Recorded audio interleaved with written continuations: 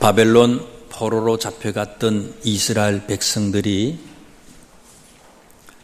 포로에서 해방되어 예루살렘으로 돌아오는데 모두 3차례에 걸쳐서 돌아오게 됩니다. 1차 귀환은 지난 주일 설교 말씀으로 전해드렸던 것처럼 BC 538년에 스룹바벨이라고 하는 지도자를 중심으로 42,360명의 회중이 돌아오는 사건이 1차 귀환이었고요. 2차 귀환은 1차 귀환 이후에 80년이 지나서 에스라라고 하는 지도자를 중심으로 해서 1845명이 돌아옵니다. 3차 귀환은 1차 귀환이 있고 94년이 지난 때에 오늘 이 본문의 주인공인 느헤미야를 중심으로 소수의 사람들이 귀환한 그런 사건입니다. 1차 귀환은 스룹바벨이라고 하는 지도자가 있기는 하지만 지도자보다는 함께 귀환했던 42,360명 전체가 지난 주일 말씀드린 것처럼 종의 믿음이 아니라 아들의 믿음을 소유했습니다. 그것을 소개하는 거예요. 모든 백성들이, 모든 회중들이 아주 훌륭한 사람들이었습니다. 그 중에 너디님 사람 나오잖아요. 기억하잖아요. 솔로몬의 노예되어 있던 사람들, 그런 사람들이지만 자발적으로 귀환하는 데에 앞장서고, 그래서 그 사람들이 당당히 이방인이었지만 이스라엘 사람의 회중 속에 들어가는 그런 축복을 얻게 되잖아요. 그 얘기가 1차 귀환의 얘기고요. 2차와 3차 귀환은 함께 귀환했던 사람들보다는 귀환할 때의 지도자를 중심으로 소개합니다. 그래서 2차 귀환의 지도자가 에스라라고 하는 분이고 3차 귀환을 할 때의 지도자는 느헤미야라고 하는 분이에요. 2차 귀환의 에스라의 지파는 출신이 제사장입니다. 아론의 후손이에요. 제사장이에요. 3차 귀환의 주인공이 되는 지도자 느헤미야는요, 성경에 자세히 이 느헤미야가 어떤 지파 사람이다 소개되지는 않아요. 근데 추정을 할 수 있는 구절이 있기는 해요. 오늘 본문 뒤에 2장 3절 말씀에 보면 느헤미야가 페르시아 왕 아닥사스다에게 자기 고향 예루살렘을 소개하는 얘기가 나오는데요. 거기에 보면 자기 고향을 이렇게 얘기했어요. 2장 3절에 내 조상들의 묘실이 있는 성읍이다. 이스라엘 백성들이 출애굽 시대 때를 지나서 가나안에 도착했습니다. 여호수아 시대 때죠. 그때는 여호수아가 가나안에 도착해서 정복 전쟁을 하면서 가나안을 12지파한테 분배를 하잖아요. 분배를 했는데 유다 지파가 분배받았던 땅은 예루살렘을 중심으로 땅을 분배받았어요. 그런데 이 느헤미야가 예루살렘을 내 조상들의 묘실이 있는 성읍이라고 표현한 걸로 봐서 이 느헤미야라고 하는 분은 유대 지파의 사람이 아닐까 그렇게 추정을 하고요. 역사가 유세비우스나 제롬이나 히에로니무스라고 하는 분들도 이런 주장을 합니다. 분명하지는 않지만 이렇게 추정을 해요. 정리를 하면 이래요. 1차 귀환은 지도자보다는 전체 회중들, 평신도 중심으로 이스라엘 백성들이 귀환했다는 것을 소개하고요. 2차 귀환은 특정 지파 제사장 에스라의 리더십으로 이스라엘 백성들이 귀환하는 얘기고요. 3차 귀환은 특정 어떤 지파가 아니라 평신도인 유다 지파 느헤미야라고 하는 사람, 평신도 지도자의 위대한 리더십에 의해서 3차 귀환이 이루어졌다. 이것을 소개한다는 거예요. 저는 이 땅에 하나님의 나라를 실현시키고 몇몇의 이 하나님의 나라를 실현시키기 위해서는 몇몇의 뛰어난 어떤 유명한 목회자들이 필요하겠지만 그것보다도 더 중요한 것은 느헤미야처럼 훌륭하고 위대한 그런 수많은 평신도 지도자들이 많은 곳에서 구름대처럼 일어나서 하나님의 영광을 위해서 쓰임을 받아야 된다, 그렇게 생각을 합니다. 그래서 특별히 느헤미야서 전체를 우리가 묵상하다 보면은요, 느헤미야가 어떤 리더십을 가지고 있는지 느헤미야의 리더십을 살펴보면 이렇습니다. 느헤미야는요, 수산성에서 예루살렘으로 돌아왔어요. 예루살렘으로 돌아와서 하나님의 성벽이 외곽, 이 남문, 동문, 서문, 북문 하는 이 성 주변에 있는 성곽 있잖아요. 성곽들이 다 무너졌어요. 이것을 수축하는데, 무너진 성벽들을 수축하는데 사람들을 이제 설득하고 해서 이걸 하는데 주변에 있던 이방 민족들이 엄청나게 극렬하게 반대를 해요. 그래서 무력으로 쳐들어오려고 합니다. 그렇지만 백성들을 잘 설득을 해가지고 52일 만에 정광스카처럼 무너진 성벽을 다시 재건했어요. 그러니까 이 느헤미야라고 하는 분은 강력한 추진력을 가진 그런 리더십을 소유했어요. 두 번째, 이 느헤미야는요, 성전 보수 기간에 성전을 건축하고 있는데 성벽을 이제 다시 재건하고 무너진 것을 이제 세우고 하고 있는데 백성들 간에 싸움이 일어났어요. 잘 사는 사람하고 못 사는 사람하고. 특별히 못 사는 사람들이 죽겠다고 난리가 났어요. 생활이 어려우니까 잘 사는 사람들한테 많은 돈들을 빌렸어요. 먹고 살 수가 없어요. 불평을 하고 소요가 일어나고 큰 문제가 생겼어요. 그랬더니 이 느헤미야가요, 요즘 같으면 어떻습니까? 법을 만들어가지고 강제로 뺏으면 되잖아요, 그냥요. 그런데 느헤미야는 부자들을 잘 설득을 했어요. 같이 잘 사는 길은 우리가 저 없는 사람들의 형편을 살피고 그걸 탕감해 줘야 되지 않겠냐고 잘 설득을 해요. 설득을 해가지고 부자들이 가난한 사람들에게 빌려줬던 그 모든 돈들을 전체를 다 탕감을 해줘요. 느헤미야가요, 설득의 리더십도 가지고 있었어요. 이것만 가지고 있는 게 아니라 이 느헤미야는요, 영적인 개혁 운동도 일으킵니다. 그래서 첫 열매가 사라졌는데 첫 열매 운동, 11조 운동, 안식일 운동, 이런 것들을 해가지고 무너진 영적인 모습들을 다시 회복을 합니다.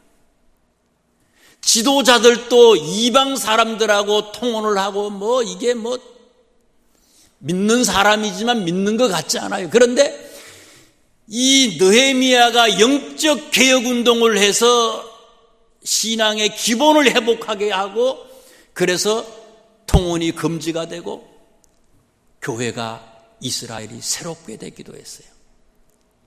이 느헤미야서를 우리가 묵상하다 보면요, 참 기가 막힌 게요, 느헤미야 5장 14절부터 17절 말씀에 보면요, 느헤미야가 이때 당시에 예루살렘에 와서 총독이 돼요. 이스라엘 사람들의 총독이 되는데 12년 동안 총독의 직으로 있었어요. 그런데 느헤미야가 얼마의 월급을 받았느냐? 월급이 얼마일까? 성경에 보니까 느헤미야는 12년 동안 총독으로 있으면서 녹을 받지 않았다고 했어요. 12년 동안 녹을 안 받았어요. 월급을 안 받았어요. 더 중요한 거는요, 느헤미야가 월급을 안 받으니까 음식은 나라에서 제공한 걸 먹었어요. 그렇지만 녹을 안 받으니까 뭐 저금하고 하진 않았다는 거예요. 느헤미야가 녹을 안 받으니까 느헤미야 주변에 고위 공직자들이 한 150명이 있었는데요. 그 150명을 느헤미야는 뭐라고 호칭하는가 하면요, 형제라고 호칭해요.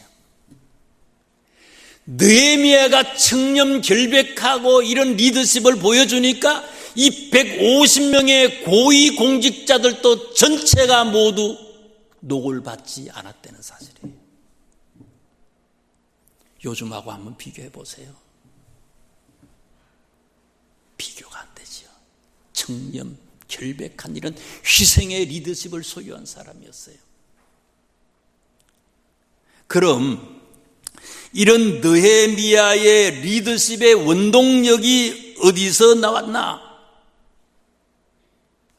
결국은요, 1장, 2장을 살펴보시다 보면요, 그 원동력이 기도하는 느헤미야의 영성에 있었어요. 그래서 저는 오늘 느헤미야의 기도하는 모습을 구체적으로 살펴보므로 느헤미야처럼 우리들이 이런 평신도 리더십을 통해서 이 땅을 다시 새롭게 하고 하나님의 나라를 속히 이루어갈 수 있는 그 비결을 함께 생각하고자 합니다. 4절에서 6절에 있는 말씀을 한번 보세요.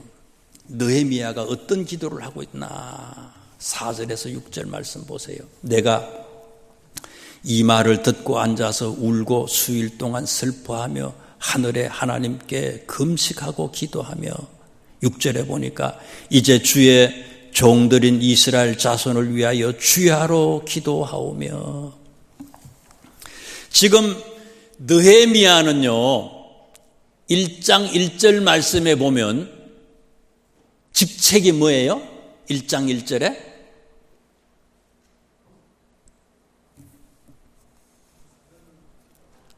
11절이네.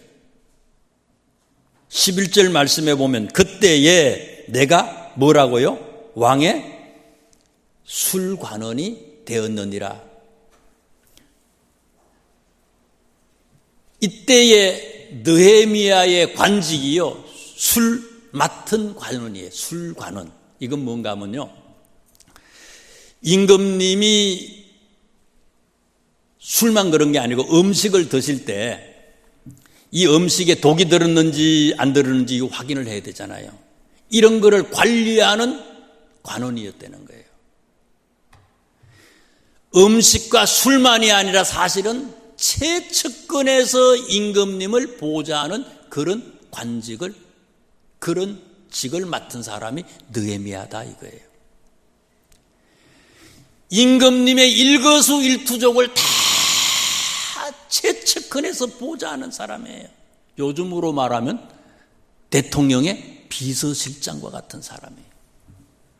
자, 그런데 이 느헤미야가 자기 고향에서 왔던 하난이라고 하는 사람의 얘기를 들었어요. 3절 말씀해 보니까 어떤 사람이 하나니라고 하는 사람을 통해서 자기 고향의 얘기를 들었는데 그 예루살렘 성전들이 성벽과 이런 것들이 다 불이 타고요, 형편없고 사람들은 너무너무 힘들고 어렵게 산다는 소식을 들었어요. 그랬더니 이 느헤미야가요, 너무 슬퍼서 무릎을 꿇고 하나님께 기도했다. 그게 오늘 4절, 5절, 6절에 있는 말씀이에요.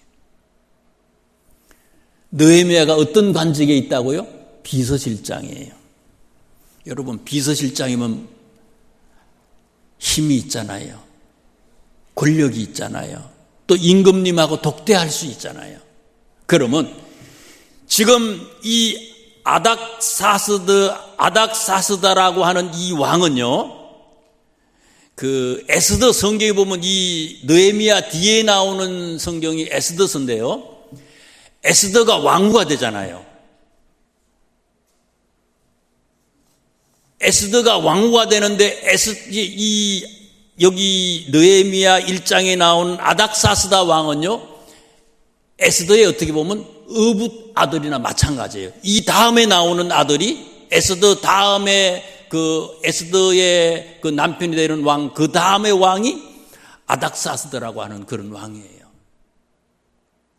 이게 강력하게 사실은 이 유대인들이 이 느헤미야를 비서실장에 올리고 하는 것도 강력하게 추천하지 않았을까? 제가 여러 문헌들을 봤더니 그런 것을 쓴 분도 제가 보기도 했어요.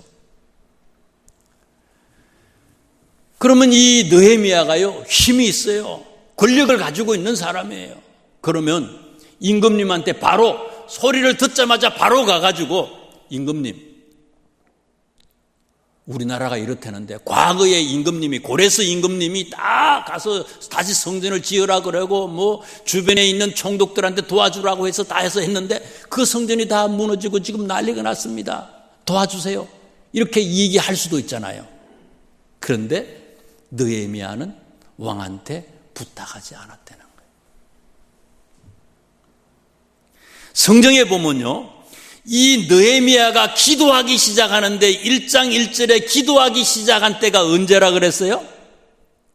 기슬러월이에요. 기슬러월부터 기도하기, 이 소리를 듣고 기도하기 시작했어요. 기슬러월은 양력으로 따지면 9월 중순 정도가 돼요. 언제까지 기도하는가 하면요, 2장에 있는 말씀을 보면 2장 1절에 보면 이때까지 기도합니다. 니산월까지 기도해요. 니산월은 3월 중순이에요. 11월 중순부터 11월, 12월, 1월, 2월, 3월. 그럼 몇 달 기도한 거예요? 4달 동안. 이거를 가지고 임금님한테 바로 요즘으로 하면 직방으로 얘기하잖아요. 할 수 있어요. 별별 짓을 다 하죠. 임금님한테 얘기 안 해도 자기 마음대로 할 수 있는 것도 많아.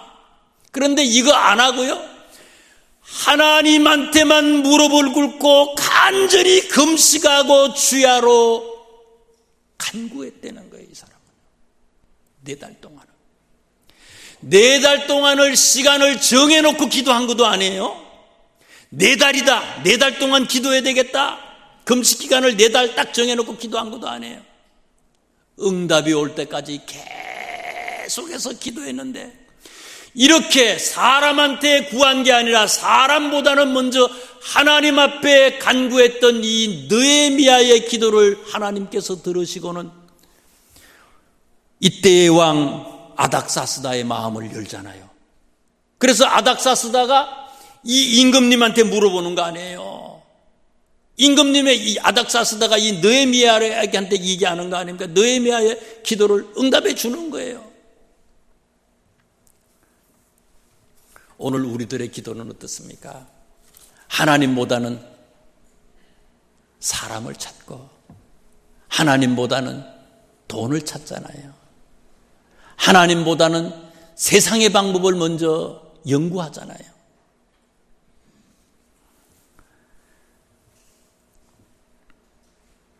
두 번째 느헤미야의 기도는 어떤 기도냐? 1장 5절에 있는 말씀을 한번 보세요. 이르되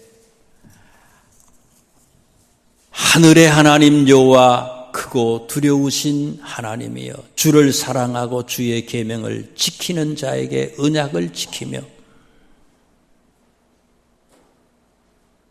긍휼을 베푸시는 주여 간구하나이다.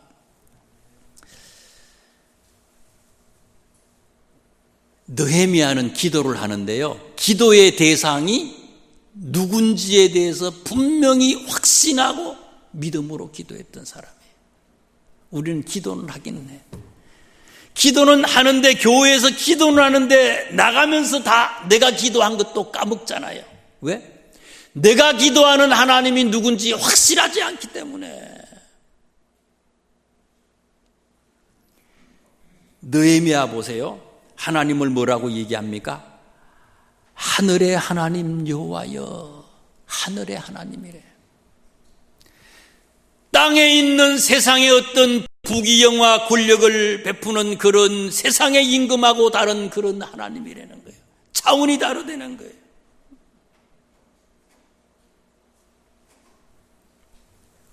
하늘에 있는 하나님, 그분은 세상과 다른 신실하신 하나님이라는 사실이에요. 신실하다, 믿을 수 있는 분이라는 거예요. 그 다음에 또 보세요. 하나님을 뭐라고 호칭해요? 하늘의 하나님 여호와라고 호칭해요. 여호와. 여호와는 하나님의 이름이에요. 출애굽기에 보면요, 출애굽기 3장에 여호와를 소개하면서 하나님의 이름 여호와는 어떤 분이라고요? 나는 스스로 있는 자다. 그래서 스스로 있는 자다. I am that I am. 나는 스스로 있는 자다. 그랬어요.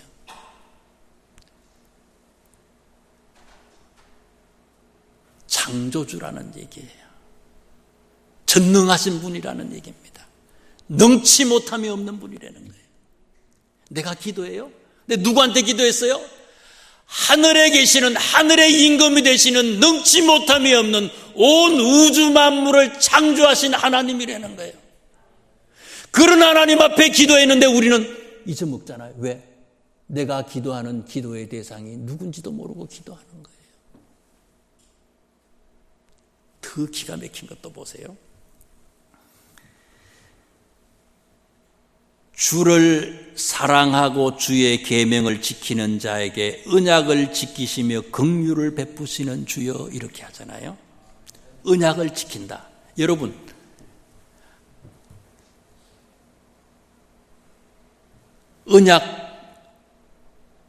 언약을 함부로 언약을 할 수 있어요? 성경에 보면 하나님과 언약할 수 있는 사람은요, 하나님의 백성이에요. 하나님의 자녀들만이 하나님과 언약할 수 있어요.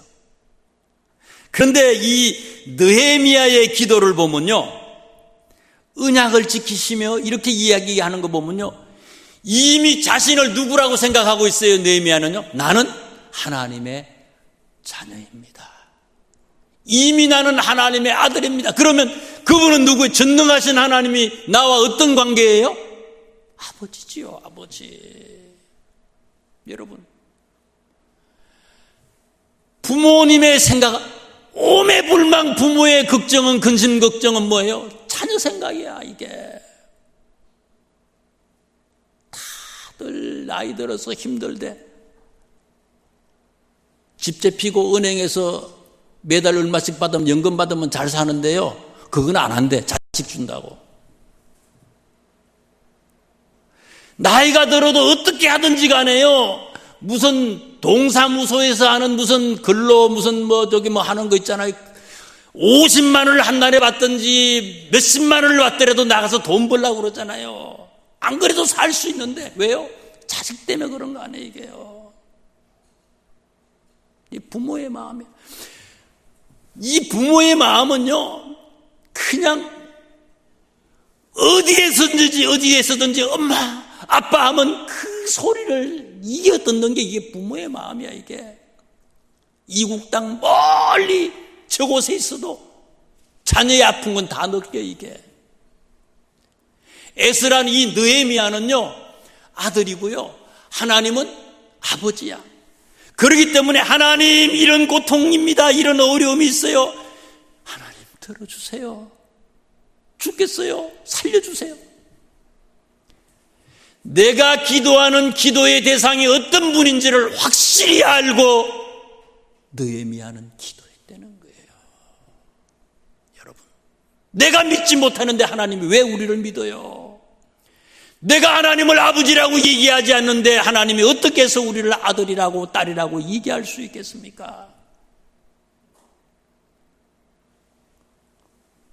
하나님과 우리의 관계를 확실히 알고 기도했던 느헤미야였습니다. 그 다음에 2장 4절 5절 말씀 보세요. 이건 또 기가 막혀요.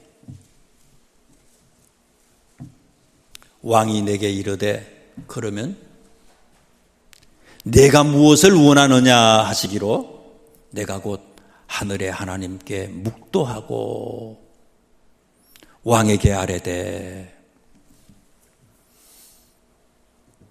한번 눈으로 쭉 보세요. 무슨 말씀인지. 이 묵도라고 하는 말을 표준세 번역에서는 기도라고 번역을 했고요. 히브리 원문에는 보니까 파랄이라고 하는 그런 동사를 사용했어요. 이 파랄이라고 하는 동사의 뜻은요, 기도하다라고 하는 뜻이에요. 이 말은 느헤미야가 4달 동안 계속해서 기도했어요. 하나님에게만 기도했더니 하나님께서 들으시고 이 페르시아 왕의 마음을 활짝 열었어요. 그래서 이 왕이 느헤미야한테요, 야, 네 얼굴을 보니까 걱정거리가 많은 것 같아. 무슨 고민이 있냐? 내한테 얘기해. 다 해결해 줄게. 이렇게 얘기를 한 거예요. 그러면 우리가 어떻습니까? 아이고, 임금님 감사합니다. 내가 이런 문제가 있었는데 이거 해결해 주세요. 이렇게 얘기할 텐데 느헤미야는 그렇게 하지 않았다는 거예요. 뭐 했다고요? 4절 5절에 보니까 2장. 왕이 내게 이르되 그러면 내가 무엇을 원하느냐 하시기로 내가 곧 하늘의 하나님께 묵도하고 기도하고. 여러분, 이 느헤미야가 이때 기도했다는 거는요, 임금님이 물었어요. 야, 내가 너한테 뭐 해주길 원하느냐? 내가 다 해결해 줄게. 그랬을 때 임금님 잠깐만 기다리세요. 교회 가서 기도하고 올게요. 교회를 갔어. 한참 기도하고 와. 임금님 없어 그러면은 무리하기 짝이 없는 거지 이게. 큰일 나. 느헤미야가 이때 기도 묵도했다라고 하는 말은 어떤 얘기인가 하면요, 오랫동안 기도했다는 게 아니에요. 순식간에 기도한 거예요. 짧은 아주 순식간에 기도해요. 눈을 감고 기도했다? 그것도 아닐 거예요. 눈을 뜨고 기도했을 거예요. 순식간에. 저는 이런 느헤미야의 기도는 생활의 기도였다 이렇게 생각해요. 생활의 기도. 이 생활의 기도를 할 수 있는 사람은요, 아무나 할 수 있는 게 아니에요. 다니엘서 6장 10절에 보면 다니엘이 예루살렘을 향하여 열린 창으로 하루 3번씩 무릎을 꿇고 하나님 앞에 기도하는데 감사하고 기도했다고 그러잖아요. 하루 3번씩 매일매일 기도로 훈련된 사람만이 이렇게 생활의 기도를 할 수 있다는 거예요. 이게요. 훈련되지 아니하면 이런 기도를 할 수 없다는 거예요. 이게요. 쉬운 것 같지만 결코 쉬운 게 아니라는 얘기예요. 베드로와 요한이 하루에 3번씩 시간을 정해놓고 기도하잖아요. 그래서 바울은 무시로 기도합니다. 쉬지 않고 기도했다 그랬어요. 그런 사람만이 느헤미야처럼 이렇게 기도할 수 있는 거예요. 말씀을 마칩니다. 느헤미야는 사람을 찾아다니고 세상의 방법을 의지한 것이 아니라 먼저 하나님을 찾았습니다. 느헤미야는 기도의 대상이 우리의 아버지라고 하는 것을 확신했어요. 느헤미야는 문제가 있을 때뿐만이 아니라 문제가 없을 때도 평상시에도 기도에 훈련을 최선을 다해서 훈련했던 사람이었어요. 이런 우리 모두가 되셔서 훌륭한 멋진 평신도로 이 세상을 새롭게 부흥시키고 살만한 세상을 만드는 주역 되시기를 주님의 이름으로 축원합니다.